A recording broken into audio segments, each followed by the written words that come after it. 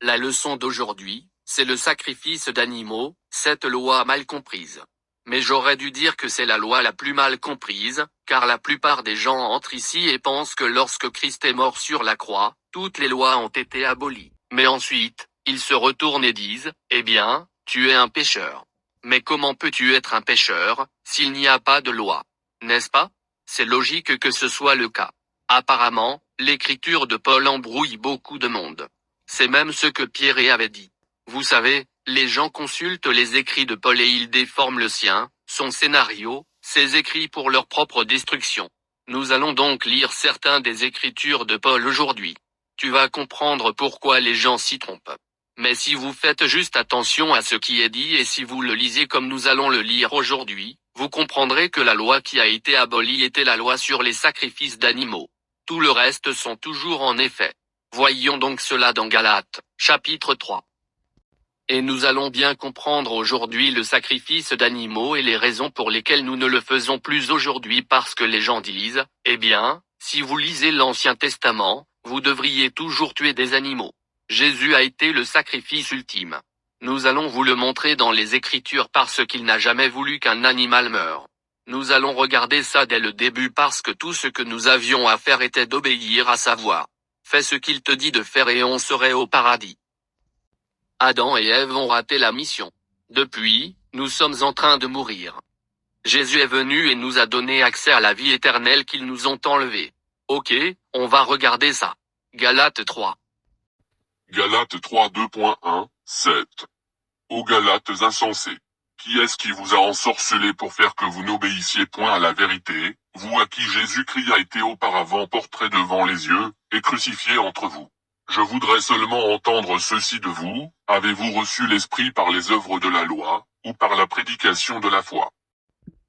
Il a dit, eh bien, les gens posaient la question. Est-ce que tout ce que nous avons à faire c'est d'avoir foi ou devons-nous respecter la loi? Mais il le dit selon les œuvres de la loi. Vous devez donc comprendre laquelle fonctionne et de quelle loi il parle. Ok, vas-y. Êtes-vous si insensé, qu'en ayant commencé par l'Esprit, maintenant vous finissiez par la chair? Qu'est-ce qu'il veut dire rendu parfait par la chair? Il parle de quelque chose qui va mourir. Il ne voulait pas dire que, obtenu par l'esprit de votre chair, mais il veut dire la chair d'un animal. Ok, vas-y. Avez-vous tant souffert en vain? Si toutefois c'est en vain. Celui donc qui vous donne l'Esprit, et qui produit en vous les dons miraculeux, le fait-il par les œuvres de la loi, ou par la prédication de la foi? Comme Abraham a cru à Dieu, et il lui a été imputé à justice. Maintenant, est-ce qu'Abraham devait-il respecter la loi sacrificielle? Non. Isaac a-t-il dû garder le sacrifice? Non. Jacob? Non. La loi sacrificielle a été instituée pour les enfants d'Israël. Mais Abraham, Isaac et Jacob ont cru au Seigneur et ont suivi son statut de commandement. Ils n'ont donc pas eu besoin de sacrifier des animaux. Ok, vas-y. Sachez aussi que ceux qui sont de la foi, sont enfants d'Abraham. Alors maintenant, si vous faites le travail pour le Seigneur, vous n'avez pas à tuer aucun animal. Aucun animal ne doit mourir pour toi si tu suis la vérité. Ok, passez maintenant au verset 10. Galates 3h10. Mais tous ceux qui sont des œuvres de la loi, sont sous la malédiction. Maintenant, si vous faites les œuvres de droit, vous êtes sous le coup de la malédiction. C'est pourquoi les gens ont cette déclaration en tête. Et dites, eh bien, si tu respectes cette loi, tu es maudit. Tu ne peux pas respecter cette maudite loi. Mais de quelle loi parle-t-il? Il parle de la malédiction des œuvres de la loi qui consiste à tuer des animaux. Ok, vas-y. Car il est écrit, maudit est quiconque ne persévère pas dans toutes les choses qui sont écrites au livre de la loi pour les faire. Attends une minute. Maintenant il dit que tu dois respecter la loi. Si tu ne les gardes pas, tu es maudit. Il vous dit donc de vous débarrasser de l'un et de garder l'autre. Vous voyez à quel point cela peut prêter à confusion? Et c'est ainsi que les gens s'égarent lorsqu'il s'agit de lire la parole de Dieu. Mais vas-y. Or que par la loi personne ne soit justifié devant Dieu. Ah. Attends une minute. Comment ne pas être justifié en observant la loi de Dieu? Il dit ce que c'est. Il dit que l'animal que tu viens de tuer n'aurait pas dû mourir parce que tu as péché. Cela ne vous justifie donc pas, car si vous aviez respecté la loi, personne n'aurait eu à mourir. Mais cet animal ne vous enlève toujours pas ce péché. Mais le Seigneur a dit que tu allais perdre quelque chose à cause de ton péché. Tu vas payer pour ça. Ok, vas-y. Cela paraît par ce qui est dit, que le juste vivra de la foi. Or la loi n'est pas de la foi. Mais l'homme qui aura fait ces choses, vivra par elle. Maintenant, il te dit que tu dois vivre dans la loi. D'abord, vous vous débarrassez de la loi, puis vous devez vivre dans la loi. Vous voyez donc à quel point vous pouvez être confus lorsque vous parlez de sacrifices d'animaux et de loi royale. Ok, vas-y. Christ nous a rachetés de la malédiction de la loi. Oh, maintenant. Le Christ nous a rachetés de la malédiction de cette loi. Ils diront que oui, il l'a cloué sur la croix, mais non, il a été le sacrifice ultime. C'est pourquoi nous n'avons plus besoin de tuer des animaux. Et nous allons vous le montrer à travers les Écritures. Mais je veux juste vous montrer à quel point les gens s'embrouillent parce qu'ils pensent que la loi a été entièrement abolie.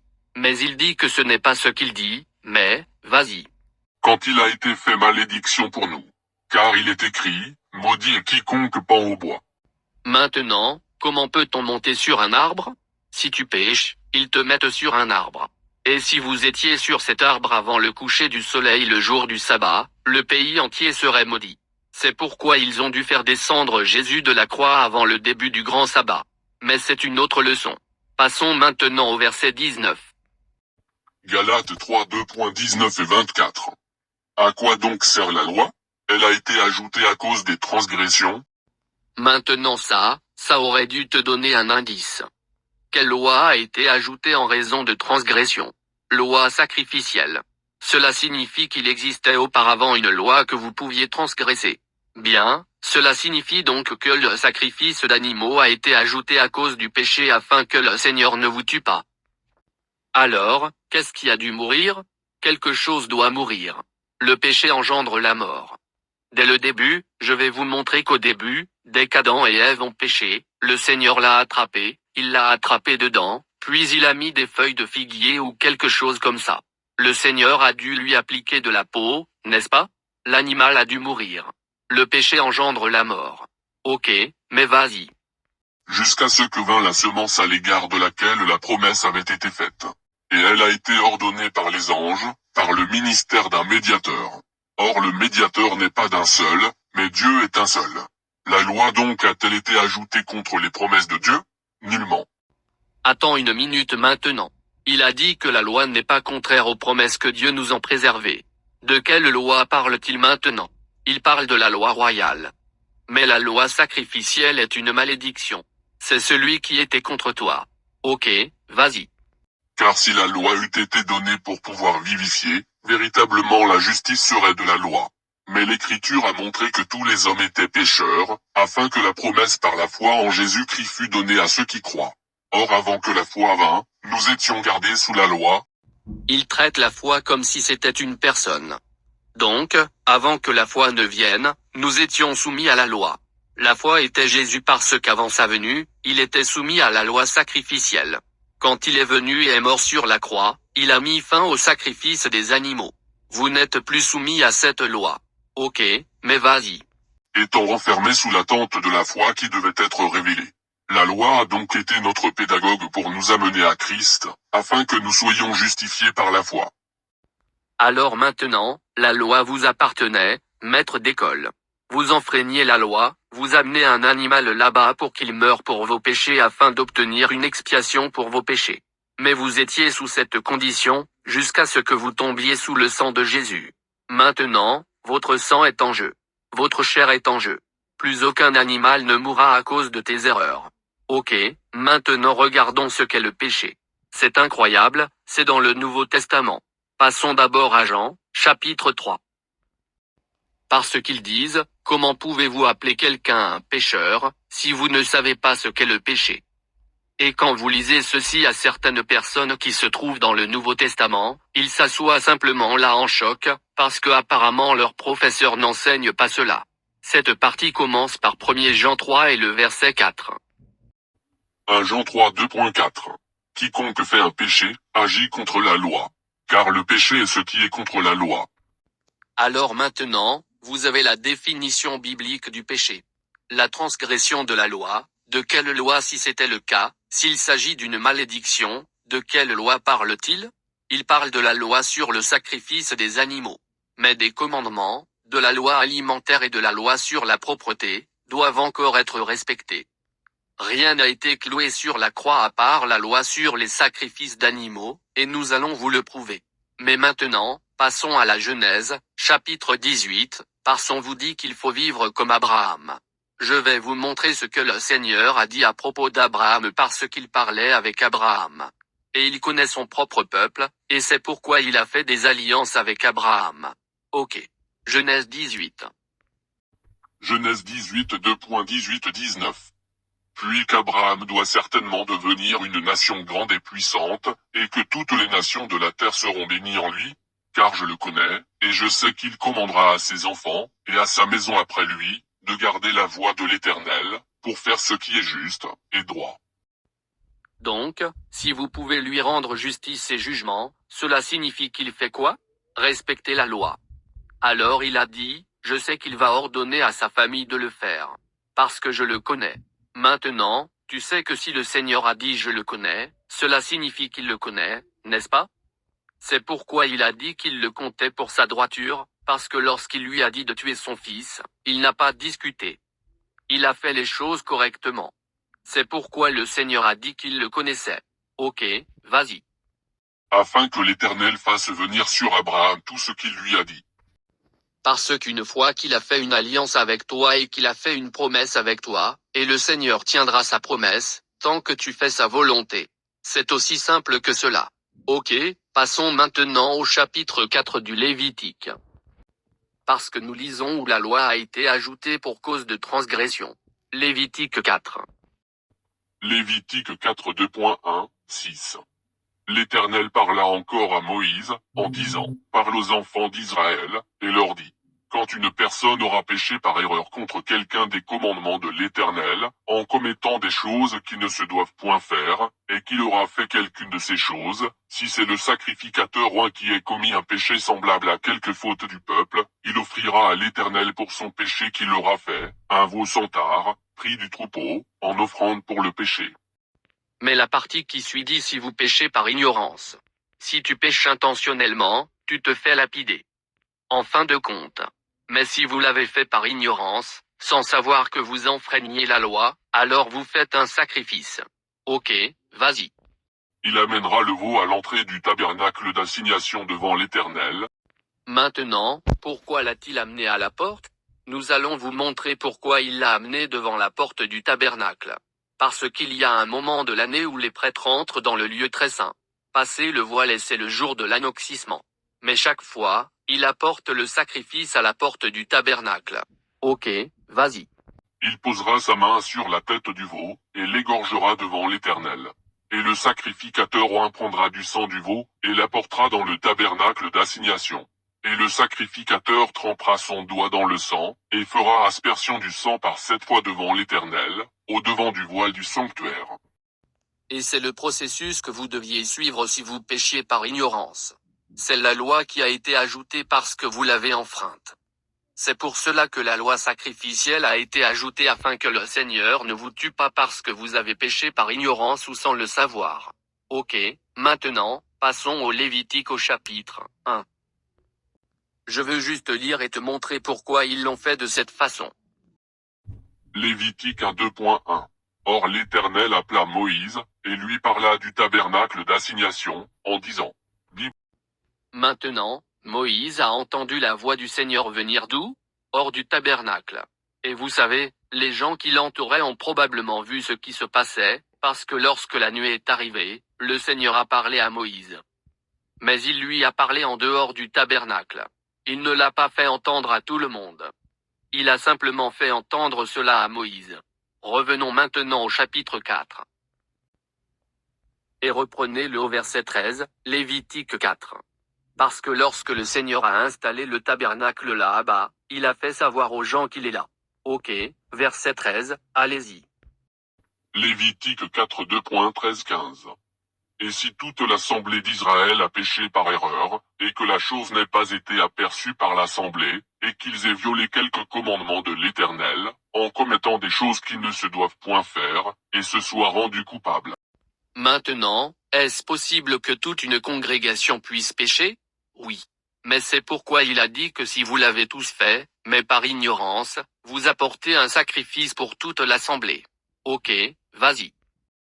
Et que le péché qu'ils ont fait vienne en évidence, l'assemblée offrira en offrande pour le péché un veau pris du troupeau, et on l'amènera devant le tabernacle d'assignation. Et les anciens de l'assemblée poseront leurs mains sur la tête du veau devant l'Éternel. Et tu ne peux tout simplement pas l'emmener dans la montagne et le tuer.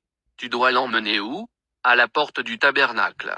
Mais c'est là que vous montrez au Seigneur que vous abandonnez quelque chose avant lui à cause de quelque chose que vous avez mal fait. N'est-ce pas? Et cela devait être fait avant le tabernacle parce que, comme je l'ai dit, le Seigneur veut que tu saches qu'il est avec toi. Ok, mais garde ta marque ici. Nous allons faire des allers-retours vers le Lévitique. Mais passons à Hébreux, chapitre 9. On va vous montrer comment passer de l'ancien au nouveau et comment ces choses sont toujours en vigueur, à l'exception du sacrifice d'animaux. Hébreux 9. Tout d'abord, pensez à vous, les gens qui se disent chrétiens du Nouveau Testament, lisent la même chose que nous lisons, mais ils ne veulent pas le comprendre parce qu'ils sont dans leur état d'esprit, ils ne sont pas tenus d'observer aucune loi. Mais alors pourquoi Paul parle tant de la loi? Parce qu'il vous dira dans Romains, chapitre 7, que la loi est sainte, juste et bonne. Alors comment cela pourrait-il être une malédiction si c'est bon? Je l'ai dit lors du débat que nous avons eu, n'est-ce pas? J'ai dit, commettre un adultère est-il une malédiction? Tu ne peux pas le faire. N'est-ce pas? Ce n'est donc pas une malédiction. C'est ce que tu dois faire. Ok, maintenant Hébreux 9 et le verset 1. Hébreux 9 2.10. Le premier tabernacle avait donc des ordonnances touchant le culte divin, et un sanctuaire terrestre. Et c'est ce que nous venons de lire à propos de ce sanctuaire mondain, n'est-ce pas? Ok, vas-y. Car il fut construit un premier tabernacle, appelé le lieu saint, dans lequel était le chandelier, et la table, et les pains de proposition. Et après le second voile était le tabernacle, qui était appelé le lieu très saint, ayant un encensoir d'or, et l'arche de l'alliance, entièrement couverte d'or tout autour, dans laquelle était la cruche d'or où était la manne, et la verge d'Aaron qui avait fleuri, et les tables de l'alliance. Et au-dessus de l'arche étaient les chérubins de gloire, faisant ombre sur le propitiatoire, desquelles choses il n'est pas besoin maintenant de parler en détail. Or ces choses étant ainsi disposées, les sacrificateurs entrent bien toujours dans le premier tabernacle pour accomplir le service. Parce que c'est ce que nous lisons. Il n'est entré que par la porte du tabernacle, non? Accompagnant les sacrifices quotidiens réguliers ou les offrandes pour le péché. Ok, mais vas-y. Mais le seul souverain sacrificateur entre dans le second une fois l'an, mais non sans y porter du sang, lequel il offre pour lui-même, et pour les fautes du peuple. Parce que si tu fais une offre, tu ne peux pas y entrer sans sang. Quelque chose doit mourir. Ok, vas-y. Le Saint-Esprit faisant connaître par là, que le chemin des lieux saints n'était pas encore manifesté, tandis que le premier tabernacle était encore debout, lequel était une figure destinée pour le temps d'alors, durant lequel étaient offerts des dons et des sacrifices, qui ne pouvaient point sanctifier la conscience de celui qui faisait le service. Donc, cela signifie que l'animal que vous venez de tuer ne pourrait pas vous rendre parfait parce que vous êtes toujours un pécheur. Vous l'avez toujours en tête et vous pouvez encore pécher. Vous n'êtes donc pas parfait, mais si vous l'étiez, vous ne pécheriez pas du tout. C'est pourquoi il a dit que ce qui n'était pas fait ne pouvait pas rendre le service parfait à cette personne. Ok, vas-y. Ordonné seulement en viande, en breuvage, en diverses ablutions, et en des cérémonies charnelles. Maintenant, pourquoi cela s'appelle-t-il ordonnance charnelle? Parce que c'est une malédiction contre toi. Parce que si vous respectiez la loi, vous n'auriez pas à vous inquiéter de la mort de quelqu'un, en particulier de l'animal. Mais le Seigneur t'a fait renoncer à quelque chose pour ton péché. Ok, vas-y. Jusqu'au temps que cela serait redressé. Maintenant, il vous indique qu'il y avait un certain laps de temps pour y mettre fin. Parce que vous avez des frères qui sont encore là à tuer des animaux aujourd'hui, à tuer des offrandes pour le péché, en pensant cela. Eh bien, ils ne croient pas en Christ de toute façon. C'est pourquoi ils le font, non? C'est pourquoi les Édomites le font toujours aussi, mais les gens ne les laisseront pas tuer ce joli petit agneau. Mais ils vont arriver à ce délai parce que le sacrifice quotidien va recommencer. Mais c'est une autre leçon. Mais ici, le Seigneur vous a fait savoir que cela va continuer jusqu'à l'époque de la Réforme, ce qui signifie qu'il fallait changer quelque chose. Et c'est ce que le Seigneur a fait. Il l'a changé quand il est arrivé. Ok, passons maintenant au Lévitique, chapitre 16. Ce tabernacle est-il si important parce qu'il représentait le Seigneur étant là avec les gens? Et c'est incroyable pour moi parce que vous savez que le Seigneur est juste là dans la tente et que vous êtes ici en train de pécher. Et tu as dit que tu l'avais fait par ignorance, non? Ou si tu le fais intentionnellement, tu allais mourir. Mais il était là avec toi. Ce n'est pas si loin. Je veux dire, c'est comme la rue à côté. Parce que vous savez qu'il avait les 12 tribus séparées autour de lui, juste autour du tabernacle. Ok, maintenant, Lévitique 16. Lévitique 16 2.2, 3. L'Éternel donc dit à Moïse, parle à Aaron ton frère, et lui dit qu'il n'entre point en tout temps dans le sanctuaire au-dedans du voile devant le propitiatoire, qui est sur l'arche, afin qu'il ne meure point. Cela semble un peu sérieux, n'est-ce pas? Parce que vous aviez des prêtres qui venaient pendant la journée et leur travail se limitait à monter la tente. Une fois la tente installée, ils ont dû sortir de là. Puis le prêtre est entré et il n'a pas pu entrer dans cette deuxième partie, sinon il allait mourir. Les fils d'Aaron, en fait, arrêtez, revenez au verset 1, parce que le Seigneur a tué ses fils, n'est-ce pas? Lisez le verset 1. Allez-y. Lévitique 16 2.1. Or l'Éternel parla à Moïse après la mort des 2 enfants d'Aaron, lorsque s'étant approchés de la présence de l'Éternel, ils moururent. Il a fait tomber du feu sur eux, n'est-ce pas? Et les ont tués parce qu'ils ont fait quelque chose qu'il ne leur a pas demandé de faire. Le Seigneur a dit, fais ce que je dis et fais-le comme je l'ai dit, sinon tu vas mourir. C'est pourquoi il a dit à Aaron, n'entre pas ici car tu vas mourir. Ok, vas-y. L'Éternel donc dit à Moïse, parle à Aaron ton frère, et lui dit qu'il n'entre point en tout temps dans le sanctuaire au-dedans du voile devant le propitiatoire, qui est sur l'arche, afin qu'il ne meure point, car je me montrerai dans une nuée sur le propitiatoire. N'est-ce pas quelque chose? Quand la nuit est tombée, Moïse a su que le Seigneur était là-bas. Je dois aller là-bas parce qu'il a quelque chose à me dire. Et c'est comme ça que ça fonctionne. Ok, vas-y. Aaron entrera en cette manière dans le sanctuaire, après qu'il aura offert un veau du troupeau pour le péché, et un bélier pour l'holocauste. Vous devez tuer quelque chose pour vous présenter devant le Seigneur, parce que vous devez être parfait quand vous venez à lui. Ok, passez au verset 17. Lévitique 16h17. Et personne ne sera au tabernacle d'assignation quand le sacrificateur y entrera pour faire propitiation dans le sanctuaire, jusqu'à ce qu'il en sorte, lorsqu'il fera propitiation pour soi et pour sa maison, et pour toute l'assemblée d'Israël. Le Lévi va y entrer, ils installent la tente, puis il se rend dans le lieu très saint le jour des expiations et il fait un sacrifice d'expiation pour tout le monde, pour lui-même, sa famille et la congrégation une fois par an. Il peut passer le voile au deuxième et au très saint lieu. Ok, passez maintenant au verset 29. Et ceci vous sera pour une ordonnance perpétuelle. Le 10e jour du 7e mois vous affligerez vos âmes, et vous ne ferez aucune œuvre, tant celui qui est du pays, que l'étranger qui fait son séjour parmi vous. Ça, cette cérémonie est toujours en vigueur aujourd'hui. C'est pourquoi nous célébrons le jour des expiations, car il dit que ce sera une statue pour toujours. Ok, mais vas-y. Car en ce jour-là le sacrificateur fera propitiation pour vous, afin de vous nettoyer. Ainsi vous serez nettoyés de tous vos péchés en la présence de l'Éternel. Ce vous sera donc un sabbat de repos, et vous affligerez vos âmes. C'est une ordonnance perpétuelle.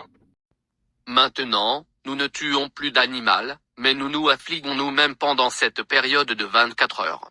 Ok. Ok, passons maintenant à Exode, le chapitre 25. Je vais simplement vous montrer comment le Seigneur a aménagé le sanctuaire parce que toutes ces choses sont importantes. Parce que, lorsque le Seigneur met en place un détail, c'est réel. Ce qu'on appelle précision, ce qu'il dit est clair et précis. Parce que, tu sais, ça m'étonne quand je regarde les animaux et la façon dont ils ont été créés. Les parties de leur corps, leurs traits et tout ça. Même les insectes ont l'air bien. Ils font mal, mais ils ont l'air bien, non? Vous regardez toutes les subtilités dans lesquelles le Seigneur a placé tous ces animaux, chez les humains, dans les poissons et tout ça. C'est incroyable. Mais c'est de la précision et c'est ainsi que fonctionne le Seigneur. Ok, Exode 25 et le verset 1. Exode 25 2.1, 9. Et l'Éternel parla à Moïse, en disant, parle aux enfants d'Israël, et qu'on prenne une offrande pour moi. Vous prendrez mon offrande de tout homme, dont le cœur me l'offrira volontairement. Et c'est ici l'offrande que vous prendrez de l'or, de l'argent, de l'airain, de la pourpre, de l'écarlate, du cramoisi, du fin lin, des poils de chèvre, des peaux de mouton teintes en rouge, des peaux de tesson, du bois de sittim, de l'huile pour le luminaire, des odeurs aromatiques pour l'huile de l'onction, des drogues pour le parfum, des pierres d'onyx, et des pierres de remplage pour les faux et pour le pectoral, et ils me feront un sanctuaire, et j'habiterai au milieu d'eux. Le Seigneur sait quelle pièce il veut pour son sanctuaire. Et même si vous n'avez pas de travail ou si vous n'avez pas de revenus ou rien, vous pouvez aller chercher une pierre. Vous allez chercher des pierres d'onyx ou quelque chose comme ça, ou vous allez chercher d'autres choses ou faire de l'huile. Mais ne dites pas que vous ne pouvez rien apporter. Parmi toute cette liste, tu ferais mieux de trouver quelque chose pour te procurer. Des épices d'un arbre. Mais faites les choses correctement, et c'est exactement comme je l'ai dit, le Seigneur est juste en train de vous le faire savoir. Il sait que vous pouvez lui apporter ces choses parce qu'il vous dit comment vous y prendre. Ok, vas-y. Ils le feront conformément à tout ce que je te vais montrer, selon le patron du pavillon, et selon le patron de tous ses ustensiles. Vous le ferez donc ainsi. Maintenant, peux-tu changer le schéma? Vous prenez le pelant qu'il vous a donné, et vous vous en tenez exactement à ce qu'il vous a dit de faire. Mais tu nous connais. Vous savez, je pense que je voudrais m'ajouter une chambre. Ou pouvons-nous l'agrandir un peu? Ou c'est trop de travail? Pouvons-nous le réduire un peu? Le Seigneur a dit que vous le faisiez selon le modèle qu'il vous a indiqué. Ok, passez maintenant au verset 17. Tu feras aussi un propitiatoire de pur or, dont la longueur sera de 2 coudées et demi, et la largeur d'une coudée et demie. Et tu feras 2 chérubins d'or. Tu les feras d'ouvrage étendu au marteau, tirés des 2 bouts du propitiatoire. Alors maintenant. Cela m'étonne toujours parce que, apparemment, ces gens savaient peut-être à quoi ressemble un chérubin. Parce que s'il te dit d'en faire un, tu dois savoir à quoi il ressemble, non? Mais nous ne nous connaissons pas parce que nous ne l'avons jamais vu. Donc, si quelqu'un vous dit avoir vu le Saint-Esprit, dites-lui de le dessiner. Écrivez-le ou ne venez pas ici. C'est une autre histoire. Mais passez au verset 21. Et tu poseras le propitiatoire au-dessus de l'arche, et tu mettras dans l'arche le témoignage que je te donnerai. Voyez-vous maintenant quel témoignage a-t-il donné à Moïse pour qu'il mette dans l'arche? Les commandements. C'est aussi simple que cela. Ok, vas-y. Et je me trouverai là avec toi, et je te dirai de dessus le propitiatoire, d'entre les 2 chérubins qui seront sur l'arche du témoignage, toutes les choses que je te commanderai pour les enfants d'Israël. Ça va être si précis. Il est assez important que vous prêtiez attention à ce qu'il dit, que vous fassiez ce qu'il dit correctement, que vous fassiez les choses comme il le fait, et que vous suiviez les directives qu'il donne. Ok, passons maintenant au chapitre 26. Exode 26 2.31. Et tu feras un voile de pourpre, d'écarlate, de cramoisi, et de fin lin retors. On le fera d'ouvrage exquis, semé de chérubins. Et tu le mettras sur 4 piliers de bois de sittim couverts d'or, ayant leurs crochets d'or, et ils seront sur 4 soubassements d'argent. Puis tu mettras le voile sous les crochets, et tu feras entrer là-dedans, c'est-à-dire, au-dedans du voile, l'arche du témoignage, et ce voile vous fera la séparation d'entre le lieu saint et le lieu très saint. Et tu poseras le propitiatoire sur l'arche du témoignage, dans le lieu très saint. N'est-ce pas quelque chose? Il n'a plus qu'un voile pour séparer le lieu saint du lieu très saint, où le souverain sacrificateur ne peut entrer qu'une fois par an. Mais c'est pour vous faire savoir que le Seigneur a dit, quand vous aurez dépassé cela, vous en contact avec lui. Et c'est une position très importante quand on est si proche du Seigneur. Ok, passons maintenant à Matthieu, chapitre 27. Je vais vous raconter ce qui s'est passé lorsque Jésus est mort sur la croix. Parce que tu as dû apporter ton sacrifice à la porte du tabernacle. Et seul le prêtre pouvait entrer, pendant le jour des expiations, pour entrer dans le lieu très saint, pour expier tous les péchés du peuple. Ok. Matthieu 27 et le verset 50. Matthieu 27 2.50-51. Alors Jésus ayant crié encore à haute voix, rendit l'esprit. Et voici, le voile du temple se déchira en deux, depuis le haut jusqu'en bas. Et la terre trembla, et les pierres se fondirent. Maintenant, quel était le but de ce voile fendu? Parce qu'il n'est plus utilisé. Le sacerdoce du Lévitique a pris fin. Les grands prêtres n'ont plus besoin de porter le voile parce que Jésus est devenu le voile. Maintenant, lorsque vous faites votre expiation, vous vous tenez devant le Seigneur, et votre lieu très saint, c'est vous. Maintenant, vous représentez son sang, comme on le faisait en Égypte quand on mettait du sang sur le montant de la porte. Si tu étais sous ce montant de porte qui était taché de sang, qu'est-ce que le Seigneur a fait? Il t'a passé. Mais si tu n'as pas eu ce sang, que s'est-il passé? Tous les premiers-nés de cette famille sont morts. Cela indique le futur, quand le Seigneur viendra, si vous n'êtes pas sous son sang, tous ceux qui ne sont pas sous son sang mourront et ce sera l'étang de feu parce que vous devez venir par ici. Il n'y a pas d'autre solution. Aucun bouddhiste n'y entrera. Aucun musulman n'y entrera. Seulement ceux qui sont sous le sang de Jésus. C'est juste coupé sec. C'est exactement comme ça. C'est juste. Romains 10 2.1-4. Mes frères, quant à la bonne affection de mon cœur, et à la prière que je fais à Dieu pour Israël, c'est qu'ils soient sauvés. Car je leur rends témoignage qu'ils ont du zèle pour Dieu, mais sans connaissance. Et c'est ce que l'on ressent parfois quand on est dans la vérité. Vous voyez des gens sortir, aller à l'église le dimanche, et vous dites, bon sang, ils ont beaucoup de zèle. Mais pas selon les connaissances. Et vous vous sentez désolé pour eux parce que vous vous dites, j'aimerais juste t'ouvrir les yeux pour que tu puisses faire demi-tour et suivre la vérité. Ok, vas-y. Parce que ne connaissant point la justice de Dieu, et cherchant d'établir leur propre justice, ils ne se sont point soumis à la justice de Dieu. Car Christ est la fin de la loi, en justice à tout croyant. Christ est donc la fin de la loi pour la justice. Qu'est-ce que tu veux dire? Quelle loi est la fin? Loi sacrificielle. Ils vous diront que toutes les lois sont abolies. Non, mais il est dit ici que Christ est la fin de la loi pour la justice pour tous ceux qui croient. Si vous croyez qu'il est venu et qu'il est mort pour vos péchés, alors vous êtes soumis à son sang, vous marchez avec Christ, et vous ne servez pas le péché. Vous ne commettez pas de péché. C'est ainsi que vous savez que vous êtes la postérité d'Abraham.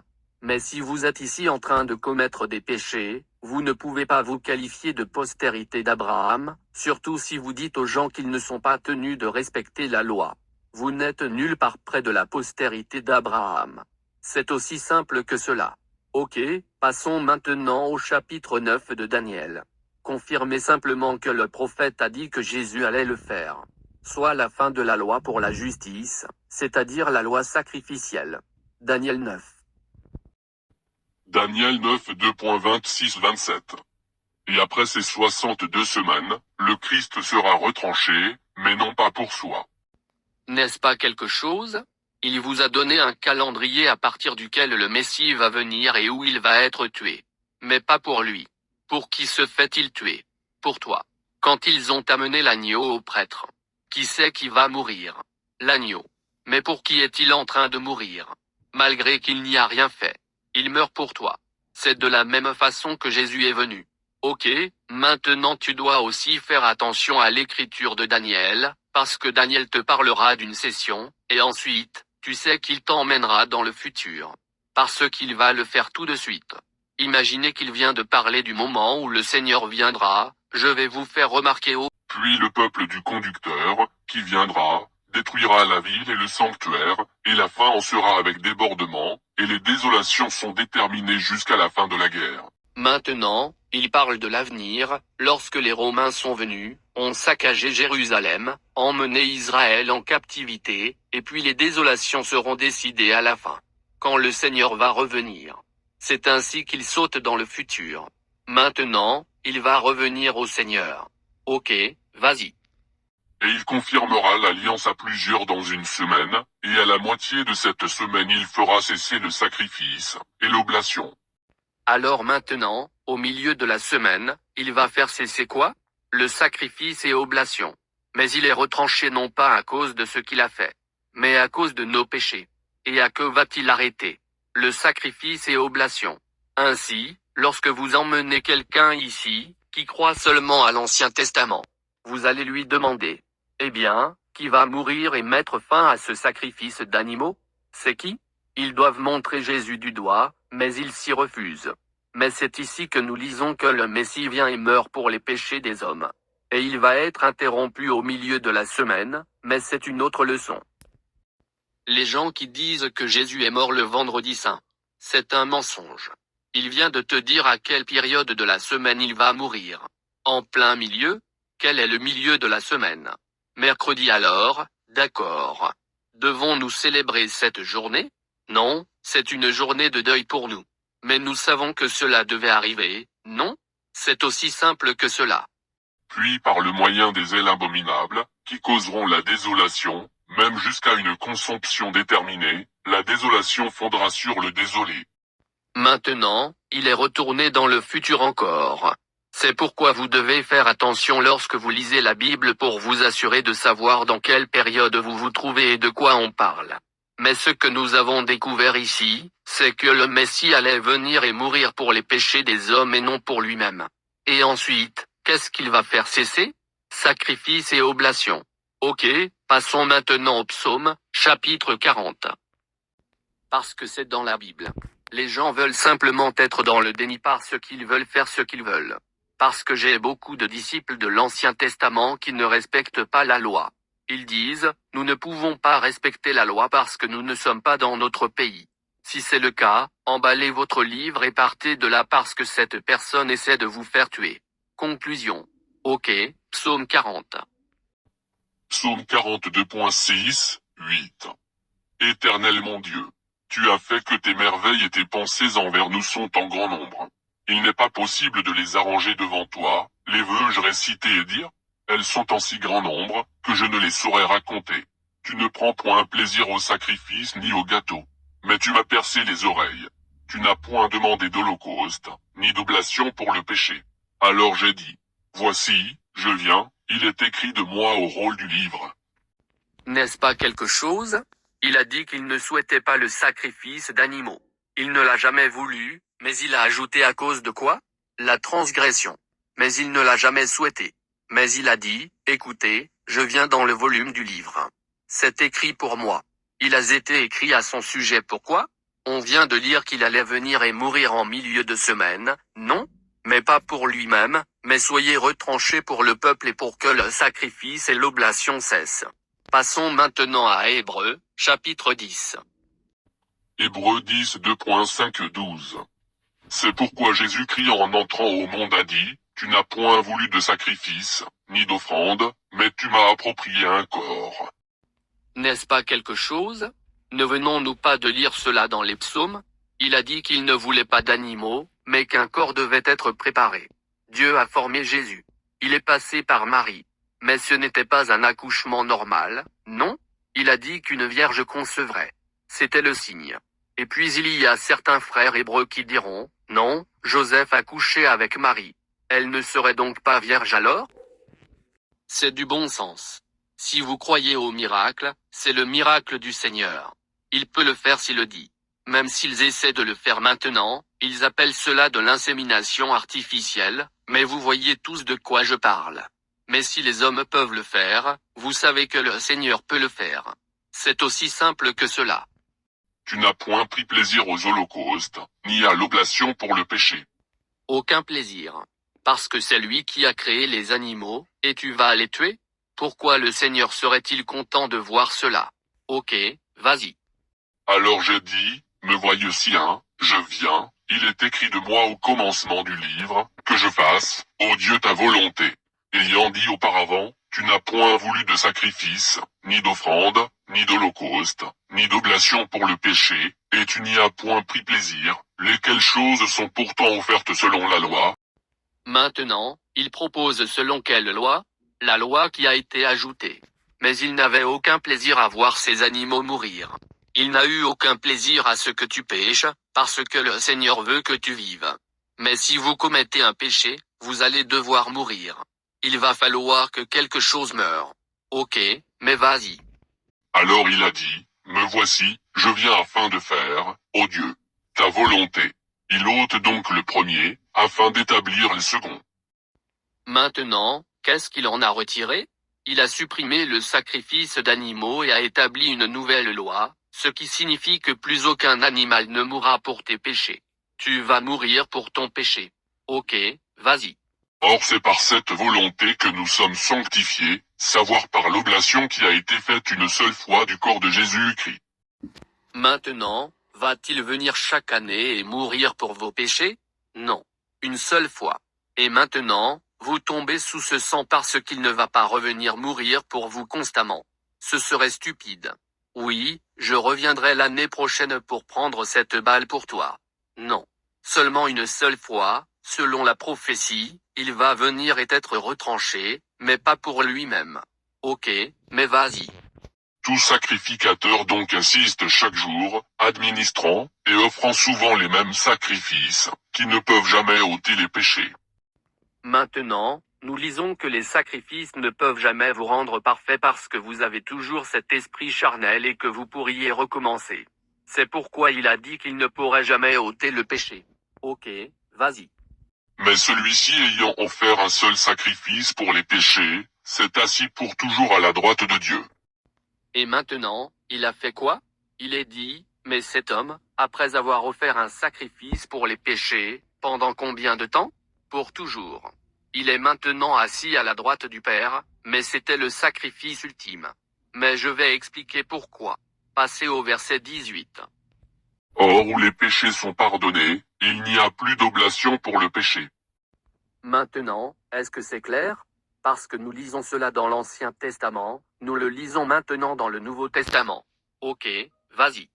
Puis donc, mes frères, que nous avons la liberté d'entrer dans les lieux saints par le sang de Jésus, qui est le chemin nouveau et vivant qu'il nous a consacré. Que nous avons, dis-je, la liberté d'y entrer par le voile, c'est-à-dire, par sa propre chair. Maintenant, que représentait le voile? Sa chair, ce qui signifie que lorsque vous étiez dans le temple, vous y étiez avec le Seigneur, lorsque vous traversez ce voile. Le prêtre était avec le Seigneur. Cela signifie qu'il est venu et est mort pour toi. Il y a renoncé. Pour toi. Ok. Passons maintenant au psaume, chapitre 50. Psaume 52.7-17. Écoute, ô mon peuple, et je parlerai. Entends, Israël, et je te sauverai. Je suis Dieu, ton Dieu, moi. Je ne te reprendrai point pour tes sacrifices, ni pour tes holocaustes, qui ont été continuellement devant moi. Il a dit qu'il ne les voulait pas constamment devant lui. Il a dit qu'il ne va pas vous réprimander avant l'époque de la réforme, quand elle a pris fin. Il ne veut plus d'animaux. Ok, mais vas-y. Je ne prendrai point de veau de ta maison, ni de bouc de tes parcs. Car toute bête de la forêt est à moi, et les bêtes aussi qui pèsent 100 000 montagnes. N'est-ce pas quelque chose? Même si tu as tué cet animal m'appartient, mais je te laisse le tuer pour que je ne te tue pas. Et c'est de cela qu'il s'agit. Ok, vas-y. Je connais tous les oiseaux des montagnes, et toutes sortes de bêtes des champs est à mon commandement. Si j'avais faim, je ne t'en dirais rien. Car la terre habitable est à moi, et tout ce qui est en elle. Tu penses que je dois te laisser tuer l'animal pour me nourrir? Il a dit. Si j'avais faim, je n'aurais pas besoin de te le dire. J'ai 1000 bovins sur 1000 collines. Je n'ai besoin de rien de ta part. Je n'ai pas besoin que tu tues quoi que ce soit. C'est ce qu'il fait remarquer. Ok, vas-y. Mangerai-je la chair des gros taureaux? Et boirai-je le sang des boucs? Sacrifie louange à Dieu, et rends tes vœux au souverain. Et invoque-moi au jour de ta détresse, je t'en tirerai hors, et tu me glorifieras. Mais Dieu a dit aux méchants. Qu'as-tu que faire de réciter mes statuts, et de prendre mon alliance en ta bouche, vu que tu es la correction, et que tu as jeté mes paroles derrière toi? Il dit aussi, pourquoi tu détestes l'enseignement? Parce que tu dois continuer à faire mourir ces animaux pour ton péché. Tu ne veux pas respecter la loi. Vous dites avoir le Seigneur dans votre bouche, mais vous faites autre chose contraire. Si vous aviez 1000 taureaux, Vous devriez renoncer à 1000 taureaux si vous allez à l'église tous les dimanches. Tu dois tuer quelque chose chaque semaine. Si tu manges une côtelette de porc, tu devrais tuer un autre animal. Tu fais certaines choses que tu dois faire. La loi vous oblige à amener un animal pour qu'il meure. Il ne te resterait plus rien. Parce que le Seigneur a dit que tu tues ces animaux de toute façon. Ça le dérange. Ok, maintenant. Passons maintenant au psaume, chapitre 69. Psaume 69 2.1, 4. Psaume de David, donné au maître chantre, pour le chanter sur Sosanim. Délivre-moi, ô Dieu, car les eaux me sont entrées jusque dans l'âme. Je suis enfoncé dans un bourbier profond, dans lequel il n'y a point où prendre pied. Je suis entré au plus profond des eaux, et le fil des eaux se débordant, m'emporte. Je suis là de crier, mon gosier en est asséché. Mes yeux sont consumés pendant que j'attends après mon Dieu. Ceux qui me haïssent sans cause, passent en nombre les cheveux de ma tête. De qui est-ce que cela parle? Maintenant, comment les gens ont-ils pu nier Jésus dans cet Ancien Testament? Parce qu'il est venu et a dit qu'il allait mourir. Ils l'ont mis dans la tombe. C'est ce dont il parle. Il est dans la tombe. Ok, vas-y. Ceux qui tâchent à me ruiner, et qui me sont ennemis à tort, se sont renforcés, j'ai alors rendu ce que je n'avais point ravi. C'est le plus important. Il a restauré quoi? Quelque chose qu'il n'a pas emporté. Qu'est-ce qu'il a restauré? Votre retour à la vie éternelle. Qu'il a emporté. Adam et Ève. C'est pourquoi il a dit, ils m'ont haï sans raison, ils m'ont tué, ils m'ont mis dans une tombe et je n'ai fait que restaurer ce que je n'avais pas emporté, innocent. Mourir pour rien. Mais ce n'est pas pour rien. Mais cela n'a pas dû arriver, jusqu'à ce que les hommes transgressent le Seigneur. Ok, passons maintenant à la Genèse, chapitre 2. Voyez quand cela a commencé. Genèse. Genèse de 2.7, 9. Or l'Éternel Dieu avait formé l'homme de la poudre de la terre, et il avait soufflé dans ses narines une respiration de vie. Et l'homme fut fait en âme vivante. Aussi l'Éternel Dieu avait planté un jardin en Éden, du côté d'Orient, et y avait mis l'homme qu'il avait formé.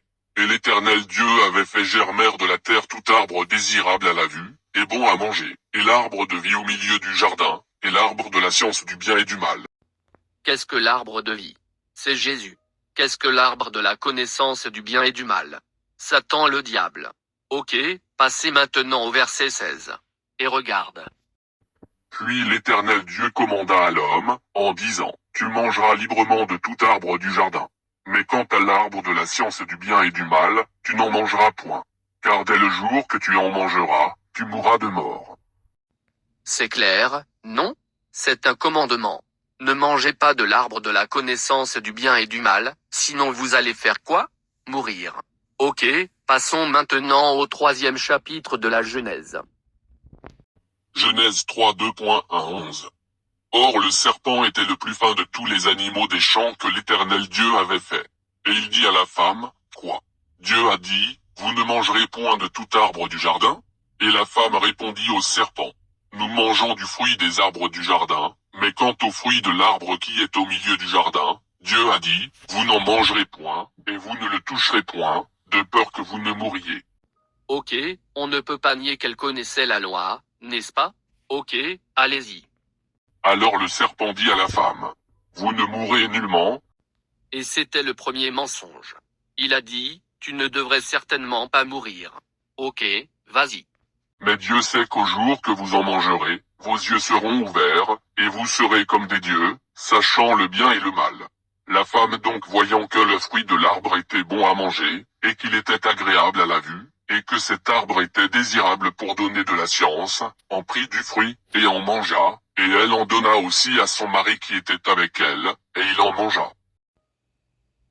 Tout de suite ils ont fait quoi?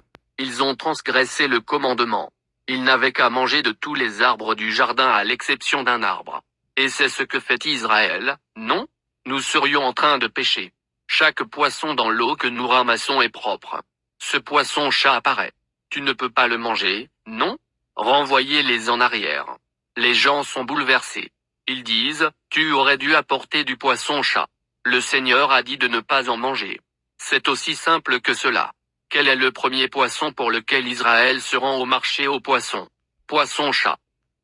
Le Seigneur a dit que si vous n'avez ni écailles ni nageoires, ne les mangez pas.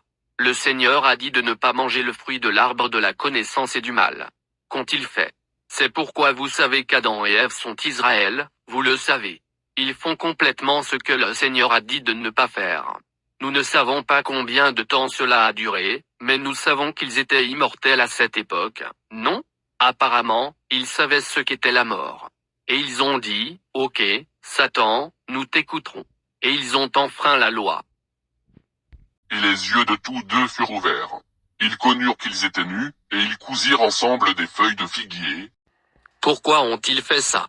Parce que maintenant ils ont honte de la partie de leur corps parce que Satan leur a dit de quoi il s'agit. Mais avant cela, ils ne savaient même pas qu'ils étaient nus. Ils couraient simplement dans les bois. Ils s'occupent de leurs affaires, ne pensent à rien, mais maintenant tu as honte. Ok, mais vas-y. Et s'en firent des ceintures. Alors ils ouïrent au vent du jour la voix de l'Éternel Dieu qui se promenait par le jardin. Et Adam et sa femme se cachèrent de devant l'Éternel Dieu, parmi les arbres du jardin. Mais l'Éternel Dieu appela Adam, et lui dit, Où es-tu? Et il répondit, J'ai entendu ta voix dans le jardin, et j'ai craint, parce que j'étais nu, et je me suis caché. Et Dieu dit, Qui t'a montré que tu étais nu? N'as-tu pas mangé du fruit de l'arbre dont je t'avais défendu de manger? N'est-ce pas quelque chose? Le Seigneur savait qu'ils avaient enfreint la loi. Qui t'a dit que tu étais nu? Je ne te l'ai pas encore dit. Ok pour l'instant, passez au verset 19. Tu mangeras le pain à la sueur de ton visage, jusqu'à ce que tu retournes en la terre, car tu en as été pris. Parce que tu es poudre, tu retourneras aussi en poudre. Maintenant, que nous a-t-il pris? Il nous a ôté la vie. Maintenant, nous allons mourir à cause de ce qu'il a fait. Ok, mais vas-y. Et Adam appela sa femme Ève, parce qu'elle a été la mère de tous les vivants. Et l'Éternel Dieu fit à Adam et à sa femme des robes de peau, et les en revêtit. Maintenant, dès qu'ils ont enfreint la loi, quelque chose a dû mourir. D'où tirez-vous les couches de peau? Quelque chose devait mourir. Une feuille de figuier ne suffisait pas. Du sang a dû te recouvrir à cause de ce que tu as fait. Ok. Mais maintenant, en fait, lisez un peu plus. Je vais donc vous montrer ce qu'Adam et Ève ont encore perdu. Ok, vas-y. 22. Et l'Éternel Dieu dit, Voici, l'homme est devenu comme l'un de nous, sachant le bien et le mal, mais maintenant il faut prendre garde qu'il n'avance sa main, et aussi qu'il ne prenne de l'arbre de vie, et qu'il n'en mange, et ne vive toujours. Maintenant, alors nous avons également perdu l'accès à quoi? À l'arbre de vie. La mort s'est abattue sur nous et l'accès à l'arbre de vie a été coupé. Alors maintenant, il va éloigner cet homme de l'arbre de vie. Ok, vas-y. Et l'Éternel Dieu le mit hors du jardin d'Éden, pour labourer la terre, de laquelle il avait été pris. Ainsi il chassa l'homme, et mit des chérubins vers l'orient du jardin d'Éden, avec une lame d'épée qui se tournait çà et là, pour garder le chemin de l'arbre de vie. C'est pourquoi, lorsqu'il construisait le sanctuaire, il a dû construire l'arche et y placer des chérubins pour les éloigner et protéger le Seigneur. En effet, le Seigneur n'a besoin de personne pour le protéger. Mais si vous avez une sécurité avec 4 têtes et 6 ailes, personne ne s'approchera de vous. En fait, je peux vous lire des écritures dans lesquelles le Seigneur a demandé au grand prêtre d'allumer des cloches, afin qu'il ne se faufile pas dans le tabernacle pendant qu'il est couché. Réveillez-le et vous pourriez faire tomber le tonnerre. En fin de compte, le Seigneur a fait en sorte que tu perdes ton accès à l'arbre de vie, quand tu ne fais pas ce qu'il te dit de faire. Et Adam et Ève nous l'ont pris. C'est pourquoi le Seigneur a dit que j'avais restauré ce que je n'avais pas retiré pour vous redonner accès à la vie éternelle et à l'arbre de vie. Ok, passons maintenant au chapitre 1 de Jacques. Jacques 1. Jacques à 2.14-15. Mais chacun est tenté quand il est attiré et amorcé par sa propre convoitise. Tout comme Adam et Ève ont été tentés par Satan, nous sommes tous tentés par notre propre convoitise. Tout le monde a quelque chose à faire et sait que ce n'est pas bien, mais il veut le faire quand même. Et vous êtes tentés par votre propre chance. Ok, vas-y. Puis quand la convoitise a conçu, elle enfante le péché, et le péché étant consommé, produit la mort. Oui, parce qu'en fin de compte, quelqu'un doit avoir du sang, d'une manière ou d'une autre, lorsque vous péchez contre le Seigneur. Ok, passons maintenant aux Romains, chapitre 6. Romains 6. Romains 6h23. Car les gages du péché, c'est la mort. Attendez une minute maintenant. Si vous croyez uniquement au Nouveau Testament et que c'est là-dedans, il est dit, le salaire du péché, c'est la mort. Qu'est-ce que cela signifie? Tu ferais mieux de savoir ce qu'est le péché. Parce que tu peux mourir du péché. Donc, car le salaire du péché, c'est la mort, allez-y. Mais le don de Dieu, c'est la vie éternelle par Jésus-Christ notre Seigneur. Maintenant, comment allez-vous obtenir la vie éternelle? À travers quoi? Par Jésus-Christ, qui est l'arbre de vie, c'est-à-dire que vous devez entrer sous son sang. Sinon, vous n'avez pas accès à la vie éternelle. C'est aussi simple que cela. Ok, passons maintenant à Hébreux et au chapitre 9. Hébreux 9h22. Et presque toutes choses selon la loi sont purifiées par le sang. Et sans effusion de sang il ne se fait point de rémission. N'est-ce pas quelque chose? Vous ne pouvez pas pardonner un péché à moins que du sang ne soit donné, n'est-ce pas? Jésus a donné son sang exactement comme le sacrifice d'un animal vous a été imposé pour votre péché. Mais il est le sacrifice ultime. C'est pourquoi nous n'avons plus besoin de tuer un animal. Vous êtes remis par le sang du Christ. Ok, passons maintenant à Zacharie, chapitre 9. Zacharie 9:2.9. Que ta joie soit vive, fille de Sion. Jette des cris de réjouissance, fille de Jérusalem. Voici, ton roi viendra à toi, étant juste, et qui se garantit par soi-même, abject, et monté sur un âne, et sur un ânon, poulain d'une ânesse. Maintenant, ceci montre simplement comment Jésus devait venir. Il ne venait pas en tant que destructeur ou il ne revenait pas pour restaurer Israël. Il est venu mourir pour les péchés de l'homme parce qu'il avait été retranché, mais pas pour lui-même. Ok, passez au verset 11. 11. Quant à toi aussi à cause du sang de ton alliance, je mettrai tes prisonniers hors de la fosse où il n'y a point d'eau. Maintenant, que voulez-vous dire par là? Il nous a fait sortir de la tombe. Il nous a redonné accès à la vie éternelle qu'Adam a enlevée. Nous étions donc dans la fosse, où n'y a-t-il pas d'eau? C'est où ça? C'est une tombe. Eh bien, il nous a donné accès à la vie éternelle. Ça c'est dans la Bible. Et je ne sais pas comment les gens peuvent simplement dire qu'ils ne connaissent pas Jésus dans l'Ancien Testament. Ok, passons maintenant à Exode, chapitre 12. Parce que c'est juste pour montrer comment le Seigneur, ou pourquoi le Seigneur a organisé la Pâque. On se représentons lui-même. Exode 12:2.1, 3. Or l'Éternel avait parlé à Moïse et à Aaron au pays d'Égypte, en disant, ce mois-ci vous sera le commencement des mois, il vous sera le premier des mois de l'année. Parlez à toute l'assemblée d'Israël, en disant, qu'au 10e jour de ce mois, chacun d'eux prenne un petit d'entre les brebis ou d'entre les chèvres, selon les familles des pères, un petit, dis-je, d'entre les brebis ou d'entre les chèvres, par famille. 4. Mais si la famille est moindre qu'il ne faut pour manger un petit d'entre les brebis ou d'entre les chèvres, qu'il prenne son voisin qui est près de sa maison, selon le nombre des personnes. Vous compterez combien il en faudra pour manger un petit d'entre les brebis ou d'entre les chèvres, ayant égard à ce que chacun de vous peut manger. 5. Or le petit d'entre les brebis ou d'entre les chèvres sera sans tare, et sera un mâle, ayant un an. Un mâle de première année. Maintenant, ton agneau doit être parfait. Ils ne peuvent pas avoir une égratignure. Ils doivent avoir toutes les parties du corps. Ça ne peut pas être nul ou rien de tel. Il doit être parfait et il doit être agneau de première année. Vous avez des frères qui vont acheter un agneau pour la Pâque. Vous ne savez pas si c'est le premier-né de cette mère ou le 10e. Vous ne pouvez donc pas l'acheter à moins de l'avoir élevé. C'est la seule façon de procéder. Mais parce qu'ils ne savent pas comment le faire correctement, mieux vaut le laisser tranquille. C'est aussi simple que cela. Si vous croyez en Jésus, vous comprenez que vous n'avez plus besoin de tuer aucun agneau. Mais nous sommes en train de lire pour vous montrer ce que cela représentait. Ok, mais vas-y. Vous le prendrez d'entre les brebis, ou d'entre les chèvres.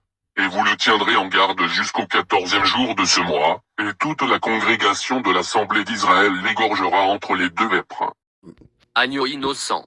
Tu viens de le séparer pendant 4 jours. Tu as fait en sorte qu'il ne y arrive rien. Tu as fait en sorte qu'il ne soit pas blessé ou tué ou rien. Mais ensuite tu vas le tuer. Un animal parfait. C'est celui que tu veux garder, non? Parce que tu veux être sûr que s'il est parfait, nous allons élever des animaux plus parfaits comme lui, non? Mais le Seigneur a dit non, non, non. Donne-moi le meilleur et tue le meilleur. Tu vas donc perdre quelque chose. La prochaine fois, tu ne feras rien de mal. La prochaine fois, tu garderas ma loi. Et ils prendront de son sang, et le mettront sur les deux poteaux, et sur le linteau de la porte des maisons où ils le mangeront. 8. Et ils en mangeront la chair rôtie au feu cette nuit-là. Et ils la mangeront avec des pains sans levain, et avec des herbes amères. N'en mangez rien à demi-cuit, ni qui ait été bouilli dans l'eau, mais qu'il soit rôti au feu, sa tête, ses jambes, et ses entrailles. Il suffit d'y jeter l'agneau entier.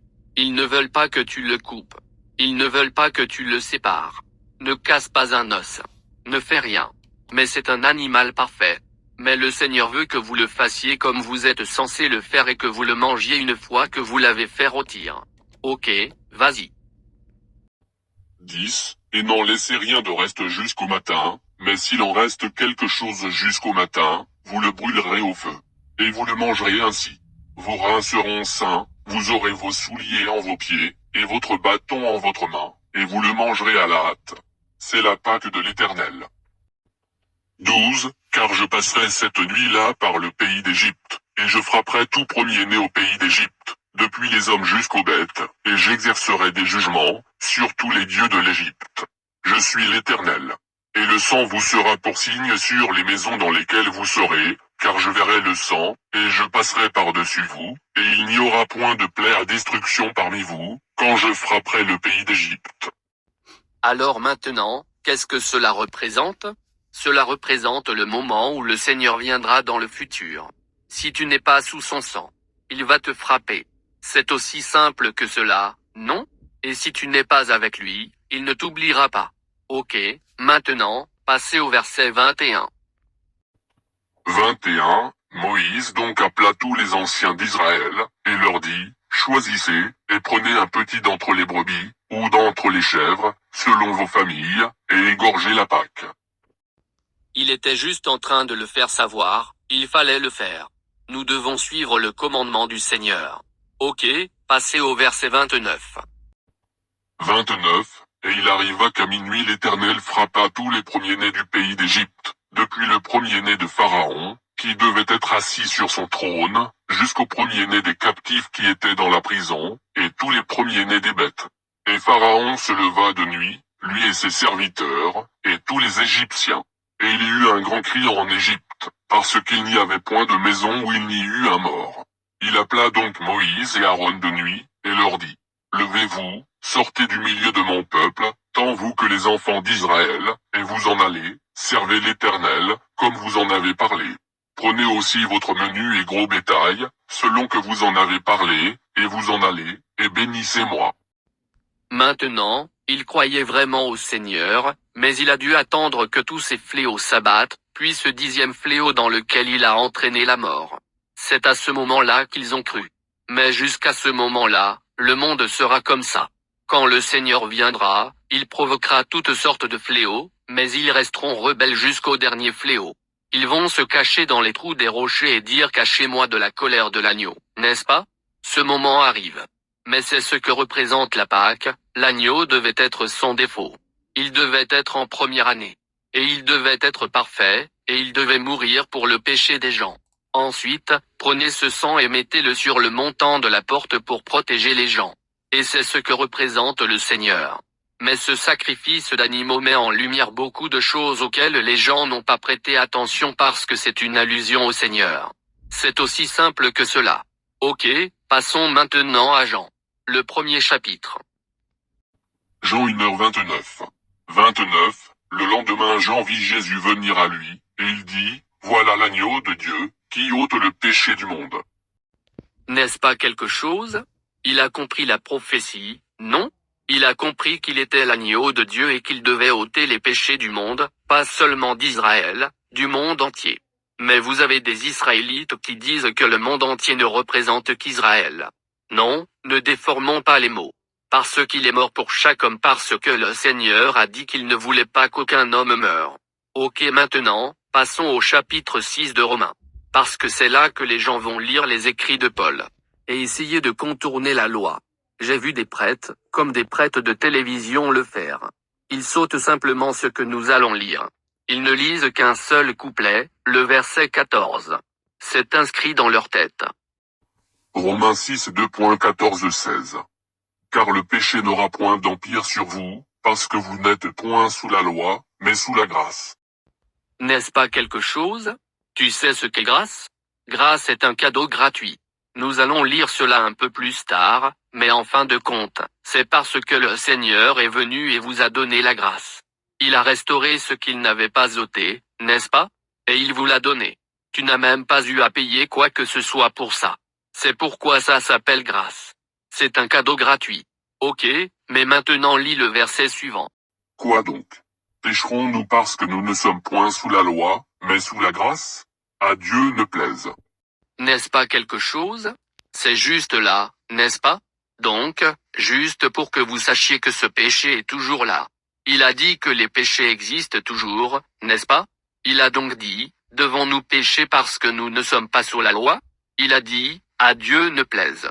Alors, quelle loi a été supprimée? La loi du sacrifice. C'est aussi clair que ça. Ok, vas-y. Ne savez-vous pas bien qu'à quiconque vous vous rendez esclave pour obéisse, vous êtes esclave de celui à qui vous obéissez, soit du péché qui conduit à la mort, soit de l'obéissance qui conduit à la justice? Que signifie donc l'obéissance à la justice? Respecter la loi. Mais si vous péchez, qu'arrive-t-il? La mort. Ce n'est plus l'animal qui meurt, mais toi qui meurs. Hébreux 10. Parce qu'en fin de compte, si vous étudiez vraiment la Bible et que vous y entrez avec un esprit ouvert, vous verrez que le Seigneur attend de vous que vous respectiez sa loi, point final. Parce que des gens sont morts pour avoir enfreint la loi de l'Ancien Testament. Ne pensez-vous pas qu'ils vont mourir aussi dans le Nouveau Testament? Pourquoi le Seigneur devrait-il simplement dire, ok, je suis désolé de t'avoir tué, mais tu sais, tu peux t'en sortir. Cela n'a aucun sens. Ça serait un Dieu qui n'est pas sérieux. Il change trop d'avis pour moi. J'en veux un qui s'en tienne à une plateforme et qui y reste. Ok. Hébreux 10 et le verset 1. Hébreux 10 2.1-4. Car la loi ayant l'ombre des biens à venir, et non la vive image des choses, ne peut jamais par les mêmes sacrifices que l'on offre continuellement chaque année, sanctifier ceux qui s'y attachent.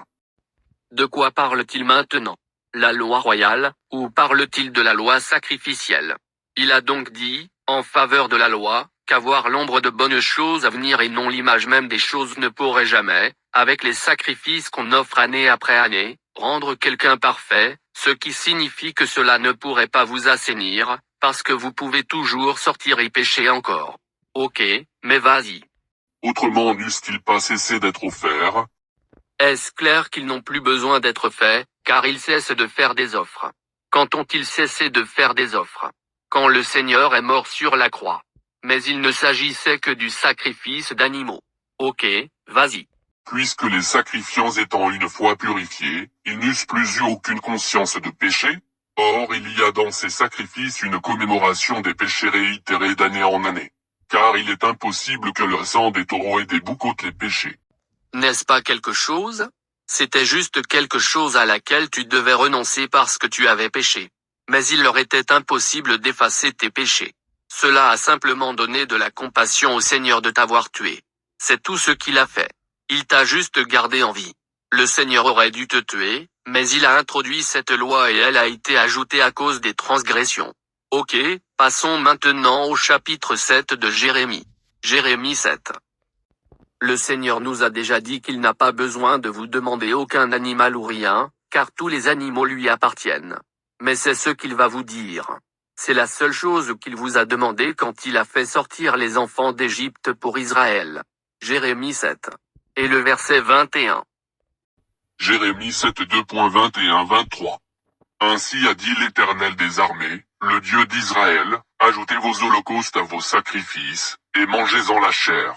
Car je n'ai point parlé avec vos pères, et je ne leur ai point donné de commandement touchant les holocaustes et les sacrifices, au jour que je les fis sortir du pays d'Égypte. Mais voici ce que je leur ai commandé, disant, écoutez ma voix, et je serai votre Dieu, et vous serez mon peuple. N'est-ce pas quelque chose? Il n'a demandé aucun animal. Tout ce qu'il a dit, c'est d'obéir sa voix, respecter ses commandements et tout ira bien pour vous. Ok, mais vas-y. Et marchez dans toutes les voies que je vous ai ordonnées, afin que vous soyez heureux. Et c'est tout ce qu'il a demandé. Lisez donc le verset suivant. Nous avons le temps. Allez-y. 24. Mais ils n'ont point écouté. N'est-ce pas quelque chose? N'est-ce pas ce qu'Adam et Ève ont fait? Ils n'ont pas écouté sa voix. Ils voulaient faire ce qu'ils voulaient au lieu d'écouter le Seigneur. Ok, vas-y. Et n'ont point incliné leur oreille. Mais ils ont suivi d'autres conseils, et la dureté de leur cœur mauvais, ils se sont éloignés et ne sont point retournés jusqu'à moi. N'est-ce pas quelque chose? Israël typique. L'état d'esprit typique des hommes consiste à faire tout ce qui est contraire à ce que le Seigneur dit de faire. Ok, passons maintenant à 1er Samuel, chapitre 15. Je vais vous montrer un exemple. C'est une bonne histoire. J'aime bien. Et vous montre comment, vous savez, parfois les gens pensent qu'ils font quelque chose de bien, mais ils le font à leur manière. Mais le Seigneur vous donne des instructions spécifiques et tout ce que vous avez à faire est de suivre ce qu'il dit. D'accord. D'abord Samuel 15. 1 Samuel 15 2.1, 3. Or Samuel dit à Saül, l'Éternel m'a envoyé pour t'oindre afin que tu sois roi sur mon peuple, sur Israël, maintenant donc écoute les paroles de l'Éternel. Ainsi a dit l'Éternel des armées, j'ai rappelé en ma mémoire ce qu'Amalek a fait à Israël, et comment il s'opposa à lui sur le chemin, quand il montait d'Égypte. Va maintenant, et frappe Amalek, et détruisez à la façon de l'interdit tout ce qu'il a, et ne l'épargne point. Mais fais mourir tant les hommes que les femmes. Tant les grands que ceux qui quêtent, tant les bœufs que le menu bétail, tant les chameaux que les ânes. Maintenant, ça c'est une vraie guerre. Le Seigneur a dit, ne laissez rien vivant. Même les animaux, je veux qu'ils meurent. Ok, passons au verset 7. 7. Et Saül frappa les Amalécites depuis Avila jusqu'en Sur, qui est vis-à-vis d'Égypte. Et il prit vif Agag, roi d'Amalek. Mais il fit passer tout le peuple au fil de l'épée à la façon de l'interdit. Saül donc et le peuple épargnèrent Agag, et les meilleures brebis, les meilleurs bœufs, les bêtes grasses, les agneaux, et tout ce qui était bon. Et ils ne voulurent point les détruire à la façon de l'interdit. Ils détruisirent seulement à la façon de l'interdit tout ce qui n'était d'aucun prix, et méprisable. Ne lui a-t-il pas dit de tout tuer? Et ils vont aussi ramener le roi. Et ils ont choisi les bons animaux, non? Et ils vont essayer de trouver une excuse. Continuez à lire. Continuez simplement à lire. Essayez de trouver une excuse pour expliquer pourquoi ils ont fait ce qu'ils ont fait. C'est typique d'Israël. Ils diront, mais nous avons dû garder celui-ci. Nous n'avons pas pu tuer celui-ci. Je sais que le Seigneur l'a commandé, mais, vous savez, nous avons décidé nous-mêmes de ce que nous allions faire. Et regardez comment ils essaient de le justifier. Ok, vas-y.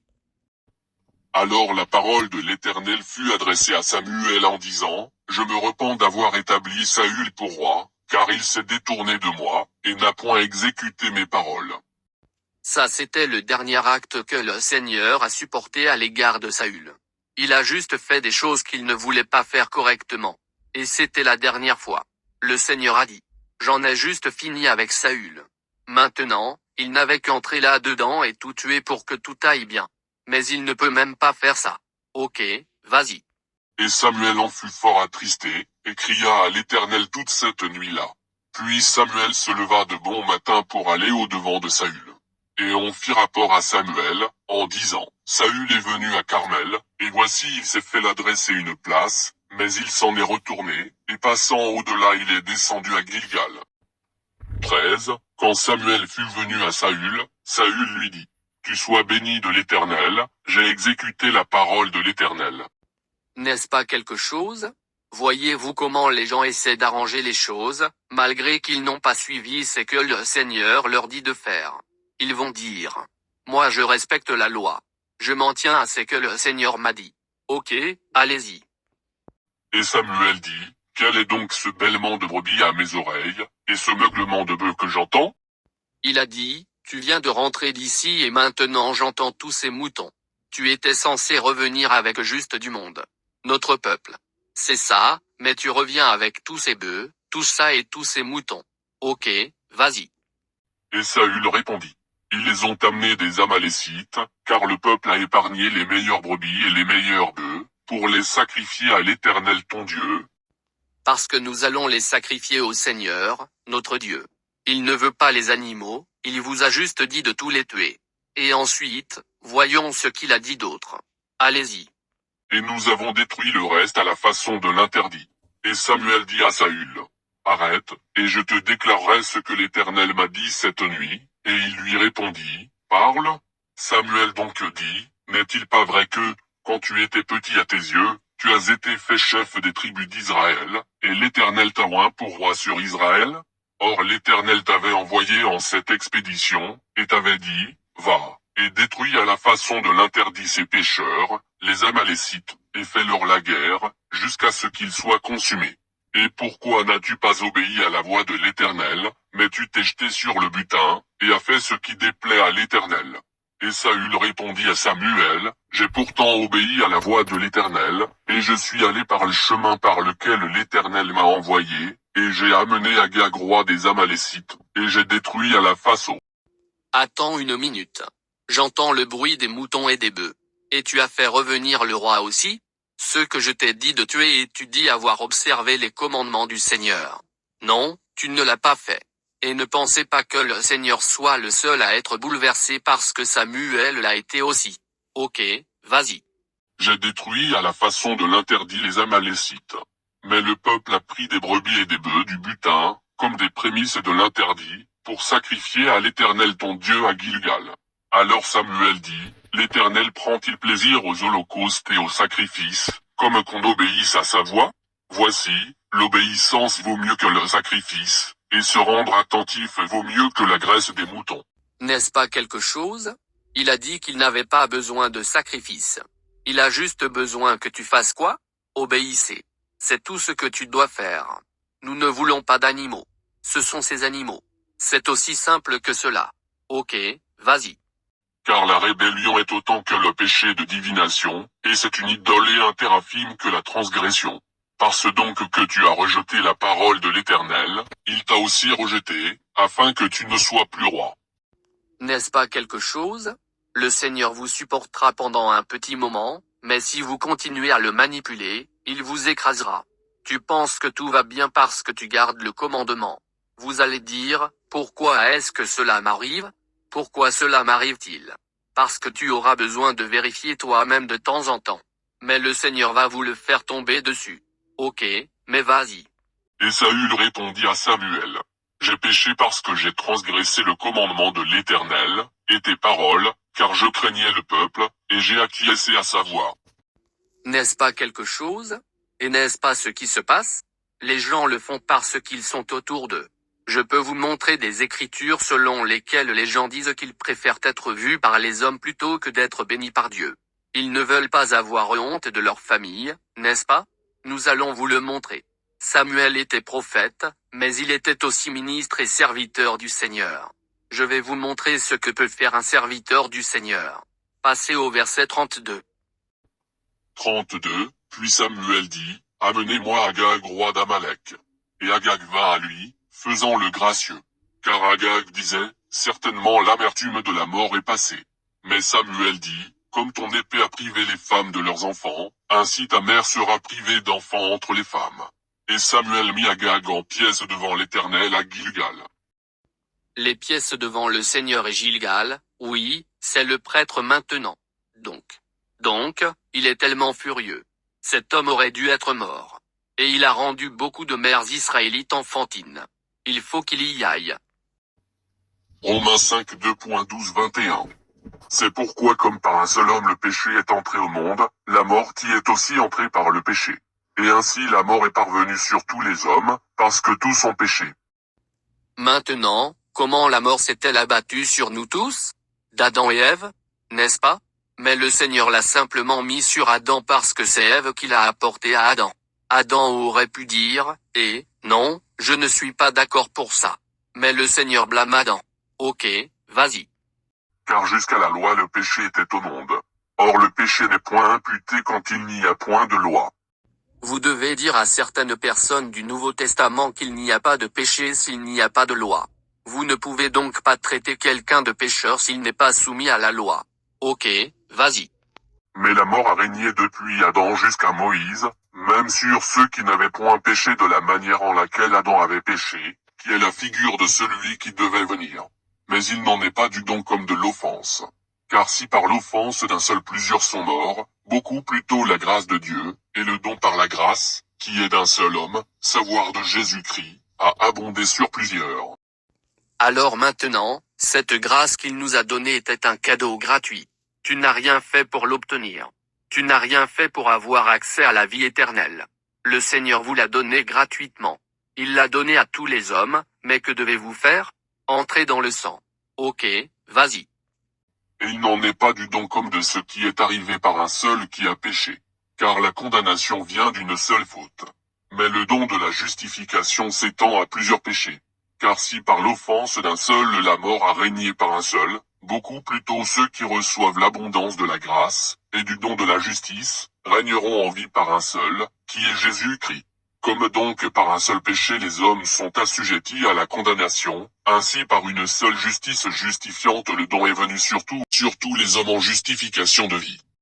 Maintenant, tu comprends ce que cela signifie, n'est-ce pas? Un homme nous a fait mourir. Un autre homme est venu et nous a redonné accès à la vie éternelle, qui est l'arbre de vie qui nous a été enlevé dans le jardin d'Éden. Allez-y. Car comme par la désobéissance d'un seul homme plusieurs ont été rendus pécheurs, ainsi par l'obéissance d'un seul plusieurs seront rendus justes. Or la loi est intervenue afin que l'offense abondât. Mais où le péché a abondé, la grâce y a abondé par-dessus. Maintenant, ils vont lire celui-ci ici, qui dit, là où le péché est limité, la grâce couvre tout cela. Je vais pécher et grâce va me couvrir. La grâce est ce don gratuit, mais le Seigneur ne va pas continuer à venir et à mourir pour vos péchés. Tu n'as qu'une chance et une fois de tomber dans ce sang. Ok, vas-y. Afin que comme le péché a régné par la mort, ainsi la grâce régna par la justice pour conduire à la vie éternelle, par Jésus-Christ notre Seigneur. Maintenant, il a dit, même ainsi, que la grâce règne. Qu'est-ce que tu veux dire par peut-être? Si vous le faites, c'est que le Seigneur dit de faire. Vous pourriez y entrer. Si vous ne faites pas ce qu'il dit, vous n'y arriverez peut-être pas. Mais ce mot peut-être est un gros mot. Apocalypse 2.7. Que celui qui a des oreilles, écoute ce que l'Esprit dit aux églises. À celui qui vaincra je lui donnerai à manger de l'arbre de vie, qui est au milieu du paradis de Dieu. Mais tu dois vaincre, ce qui signifie que tu dois faire quelque chose pour y entrer. Et comment y parvenez-vous? Nous allons vous le signaler parce que c'est le seul moyen pour accéder à nouveau à l'arbre de vie, qui se trouve au milieu du paradis de Dieu. Passons à l'Apocalypse, chapitre 22. Apocalypse 22 2.12-16. Or voici, je viens bientôt. Et ma récompense est avec moi, pour rendre à chacun selon son œuvre. Je suis l'alpha et l'oméga, le premier et le dernier, le commencement et la fin. Maintenant, si vous dites qu'il vient et que sa récompense est avec lui, y a-t-il quelqu'un au paradis en ce moment? Est-ce que quelqu'un a la vie éternelle maintenant? Parce que personne n'a reçu quoi que ce soit avant l'arrivée du Seigneur. Ok, vas-y, allons. Bienheureux sont ceux qui font ses commandements, afin qu'ils aient droit à l'arbre de vie. Maintenant, c'est ce mot peut-être. Avoir droit à l'arbre de quoi? L'arbre de vie? Qu'est-ce que c'est? Jésus, n'est-ce pas? Et c'est ce qu'Adam nous a retiré parce que nous avons été expulsés du jardin d'Éden, loin de l'arbre de vie. Ok, vas-y. Et qu'ils entrent par les portes dans la cité. Mais les chiens, les empoisonneurs, les fornicateurs, les meurtriers, les idolâtres, et quiconque aime et commet fausseté seront laissés dehors. Parce que ça c'est sont des quoi? Des pécheurs, n'est-ce pas? Ils n'entreront pas. Ok, vas-y. Moi Jésus, j'ai envoyé mon ange pour vous confirmer ces choses dans les églises. Je suis la racine et la postérité de David, l'étoile brillante du matin. Maintenant, qui nous a prononcé ces mots? Jésus. Je peux vous montrer des écritures où il est dit que vous n'avez jamais eu affaire au Père. Vous n'avez traité qu'avec Jésus tout au long de la Bible parce que ce sont ses paroles et c'est ce qu'il a fait pour vous redonner accès à la vie éternelle qu'Adam nous a enlevé. Ok, passons maintenant au psaume, chapitre 4, qui sera le dernier. Psaume 4 2.2, 5. Ô Dieu, de ma justice, puisque je crie, réponds-moi. Quand j'étais à l'étroit, tu m'as mis au large. Aie pitié de moi, et exauce ma requête. Gens d'autorité, jusqu'à quand ma gloire sera-t-elle diffamée? Jusqu'à quand aimerez-vous la vanité, et chercherez-vous le mensonge? C'est là. Or sachez que l'Éternel s'est choisi un bien-aimé. L'Éternel m'exaucera quand je crierai vers lui. Tremblez, et ne péchez point. Pensez en vous-même sur votre couche, et demeurez tranquille. C'est là. 6. Sacrifiez des sacrifices de justice, et confiez-vous en l'Éternel. Maintenant, il a dit d'offrir les sacrifices de quoi? La droiture? Cela signifie que vous offrez votre sacrifice en respectant ses lois, ses statuts et ses commandements. Et c'est ce que veut le Seigneur. Il ne veut pas que des animaux meurent pour toi, et il ne veut pas ton sang. Il veut juste que vous fassiez ce qu'il dit, que vous obéissiez à sa voix et que vous marchiez sur son chemin. C'est tout ce que tu as à faire. Et c'est pourquoi, lorsqu'Israël ne l'a pas observé, le Seigneur a institué le sacrifice d'animaux. Mais il n'a jamais voulu que les animaux meurent parce qu'ils ne pouvaient pas ôter le péché. Tu dois ôter le péché, mais c'est la leçon. Le sacrifice d'animaux, une loi mal comprise. J'espère que quelqu'un a compris. Je vous remercie pour le temps que vous m'avez accordé.